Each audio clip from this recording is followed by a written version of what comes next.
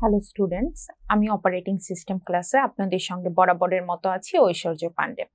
আজকে আমরা শুরু করব চ্যাপ্টার 5 প্রসেস শিডিউলিং।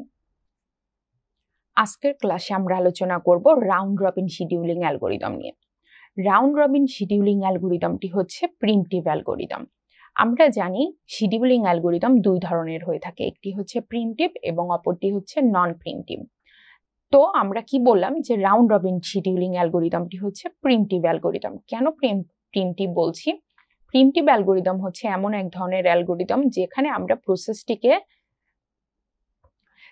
আমরা প্রসেসটিকে সুইচ করতে পারবো। প্রসেসটিকে আমরা রানিং অবস্থা থেকে রেডি কিউতে নিয়ে যেতে পারবো, আবার রেডি কিউতে থাকা প্রসেসকে রানিং কিউতে নিয়ে আসতে পারবো। প্রত্যেকটি প্রসেসের জন্য একটি সময় বরাদ্দ করে দেয়া থাকে রাউন্ড রবিন অ্যালগোরিদমকে। এই বরাদ্দকৃত সময়কে আমরা বলে থাকি টাইম কোয়ান্টাম বা time slice. Round robin scheduling algorithm এই টাইম কোয়ান্টামটিকে ফলো করে এক্সিকিউট হয়। যে কোনো প্রসেসে গিভেন টাইম কোয়ান্টামের উপর নির্ভর করে ওই প্রসেসটি এক্সিকিউট হতে থাকে। যদি ওই প্রসেসের ওই বরাদ্দকৃত সময়ের মধ্যে এক্সিকিউশন কমপ্লিট হয়ে যায়, তাহলে আমরা প্রসেসটিকে টার্মিনেট স্টেটে পাঠিয়ে দিই। কিন্তু প্রসেসটির যদি এক্সিকিউশন কমপ্লিট না হয়, তখন আমরা কি করি? প্রসেসটিকে রানিং অবস্থা থেকে রেডি অবস্থায় পাঠিয়ে দিই এবং রেডি কিউতে থাকা পরবর্তী প্রসেসকে আমরা নিয়ে আসি এক্সিকিউশনের জন্য। সিমিলারলি নতুন যে প্রসেসটিকে আমরা রেডি থেকে রানিং অবস্থায় নিয়ে আসলাম, ওই প্রসেসটিও তার জন্য বরাদ্দকৃত সময় পর্যন্ত অর্থাৎ টাইম কোয়ান্টাম পর্যন্ত এক্সিকিউট হতে থাকবে। রাউন্ড রবিন শিডিউলিং অ্যালগোরিদম এই রেডি এবং রানিং দুইটি কিউ নিয়ে কাজ করে। প্রত্যেকটি প্রসেস রেডি কিউ থেকে একবার রানিং কিউতে, একবার রানিং কিউ থেকে রেডি কিউতে যায় যদি ওই প্রসেসটির কমপ্লিশন না হয়, অর্থাৎ ওই প্রসেসটির এক্সিকিউশন কমপ্লিট না হওয়া পর্যন্ত এই সুইচিংটা চলতে থাকে। আসুন এবার আমরা থিওরির পাশাপাশি এক্সাম্পল নিয়ে একটু রাউন্ড রবিন শিডিউলিং অ্যালগোরিদমটি বোঝার চেষ্টা করি।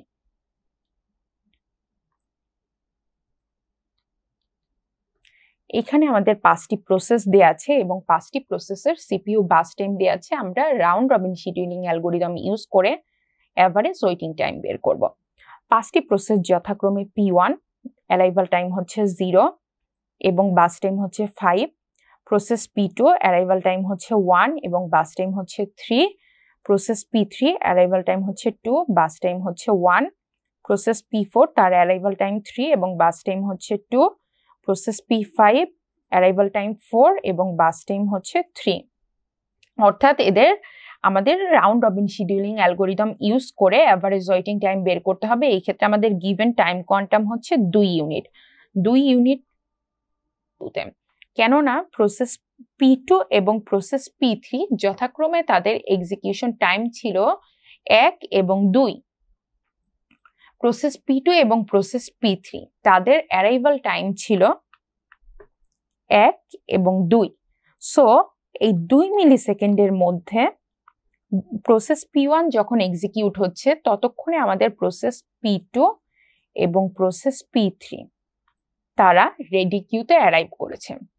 এখন যেহেতু প্রসেস P1 2 মিলিসেকেন্ড পর এক্সিকিউশনের পর তারা আরো বাকি হচ্ছে 3 মিলিসেকেন্ড এক্সিকিউট হওয়ার জন্য।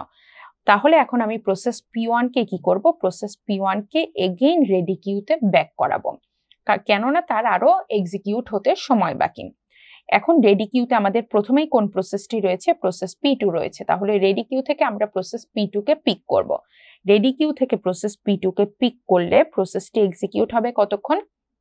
2 থেকে 4 মিলিসেকেন্ড পর্যন্ত।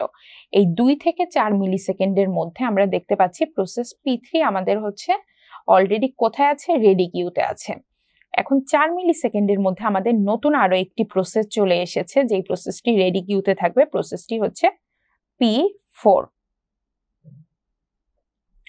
তাহলে প্রসেস P1 এর পর অলরেডি প্রসেস P4 এখন আমার রেডি কিউতে ওয়েট করছে। এর পরবর্তীতে আমাদের প্রসেস P2 কে আমরা নিয়ে গেলাম এক্সিকিউট করার জন্য। প্রসেস P2 এক্সিকিউশন শেষ হওয়ার পর আমরা রেডি কিউ থেকে দেখতে পাচ্ছি কাকে? প্রসেস P3 রেডি কিউতে ফার্স্টে অবস্থান করছে। তাহলে প্রসেস P3 আমাদের এখন কোথায় চলে আসবে? রানিং স্টেটে চলে আসবে। প্রসেস P3 এর আমার এক্সিকিউশন টাইম হচ্ছে 1 মিলিসেকেন্ড। সো প্রসেস P3 এর এক্সিকিউশন টাইম বা বাস টাইম আমরা যেটাই বলি না কেন, যেহেতু তার বাস টাইম 1 মিলিসেকেন্ড, তাহলে সে 2 টাইম কোয়ান্টাম পর্যন্ত সিপিইউ কে ধরে রাখার কোনো প্রয়োজন পড়বে না। সে 1 মিলি সেকেন্ড পর্যন্ত এক্সিকিউশন করবে এবং এক্সিকিউশন শেষে টার্মিনেট স্টেটে চলে যাবে।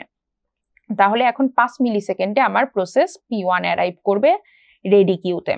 তাহলে প্রসেস P1 আমাদের অলরেডি রেডি কিউতে ছিল। 5 মিলি সেকেন্ডে প্রসেস P1 কে আমরা নিয়ে আসবো কোথায়? প্রসেস P1 কে আমরা রানিং স্টেটে নিয়ে আসবো এবং প্রসেস P1 কি করবে? 2 মিলি সেকেন্ড পর্যন্ত এক্সিকিউট হবে। কিন্তু অলরেডি মিন হোয়াইলে আমাদের প্রসেস P5 কি করবে? P5 রেডি কিউতে অ্যারাইভ করবে। তার অ্যারাইভাল টাইম অনুযায়ী প্রসেস P5 এখন রেডি কিউতেও ওয়েট করবে। প্রসেস P1 এক্সিকিউশন করলো 2 সেকেন্ড। প্রসেস P1 এর টোটাল এক্সিকিউশন টাইম ছিল 5 মিলি সেকেন্ড। প্রসেস P1 পূর্বে আমার 2 মিলি সেকেন্ড এক্সিকিউট হয়েছে, এখন আবার 2 মিলি সেকেন্ড এক্সিকিউট হলো। তাহলে তার টোটাল এক্সিকিউশন কমপ্লিট হলো কত সেকেন্ড? 4 সেকেন্ড। তার আরো 1 মিলি সেকেন্ড এক্সিকিউশন বাকি। তাহলে তাকে আমি কোথায় পাঠাবো? প্রসেস P1 কে আমি আবার রেডি কিউতে পাঠিয়ে দিব। এখন প্রসেস P1 এর পর আমরা দেখতে পাচ্ছি প্রসেস P4। প্রসেস P4 কে এখন আমরা পিক করব এক্সিকিউশনের জন্য।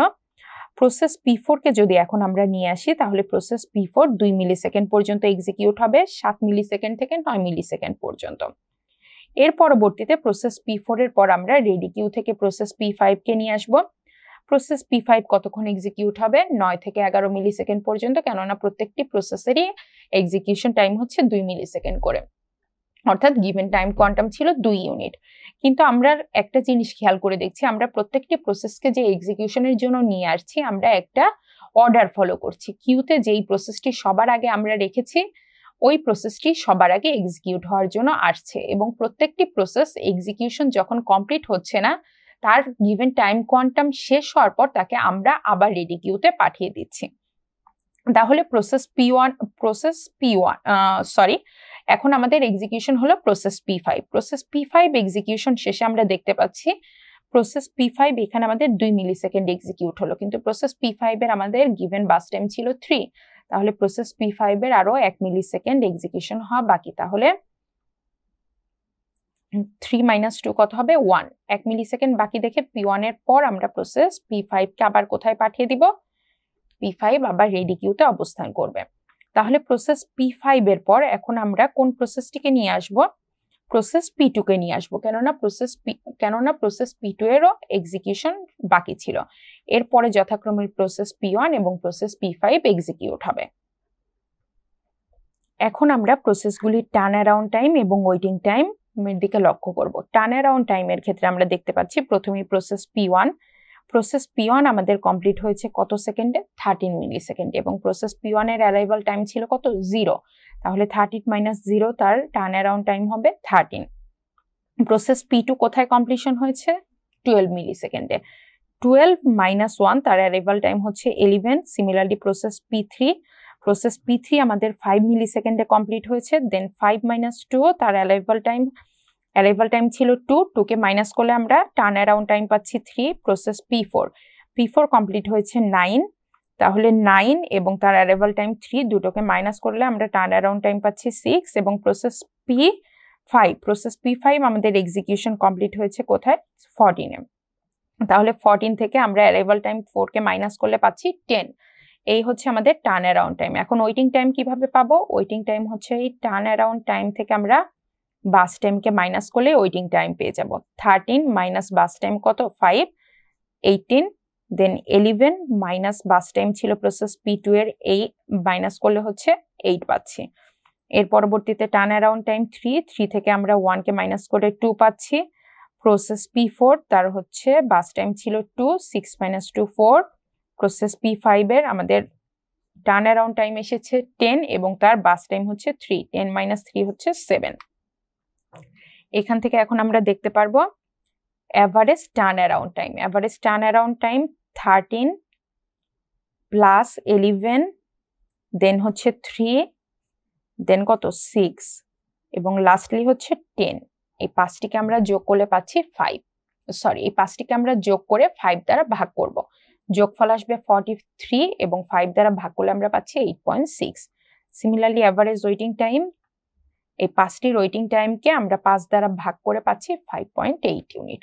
আমরা এইভাবে রাউন্ড রবিন শিডিউলিং অ্যালগোরিদম থেকে অ্যাভারেজ টার্ন অ্যারাউন্ড টাইম এবং অ্যাভারেজ ওয়েটিং টাইম বের করে নিতে পারবো।